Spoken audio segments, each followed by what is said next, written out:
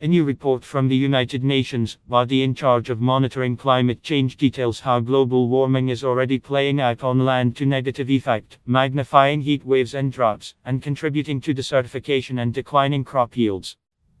And if global warming continues unchecked, worse impacts are yet to come, according to the Intergovernmental Panel on Climate Change, a special climate change and land report released Thursday. As we continue to pour more and more carbon dioxide into the atmosphere, the Earth system has responded and it has continued to absorb more and more, said Louis Verket, one of the report's more than 50 scientist authors, on a press call.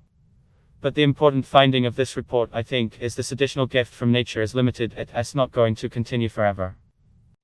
The release of greenhouse gases or climate pollution into the atmosphere in recent decades has led to uneven warming and impacts across the globe. The new report quantifies what is happening specifically on the rapidly warming land and how land use can curb or worsen future warming.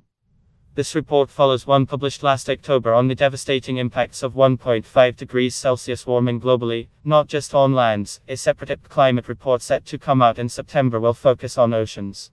The temperature over land is warming at twice the speed of the global average, Verket told BuzzFeed News.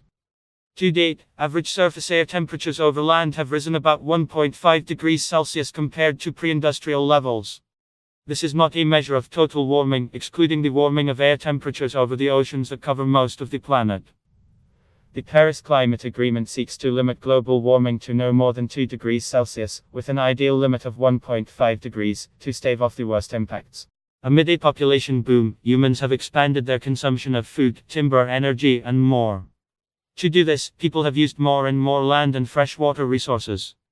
The result, scientists say, is a spike in emissions. Most greenhouse gas emissions stem from the burning of fossil fuels.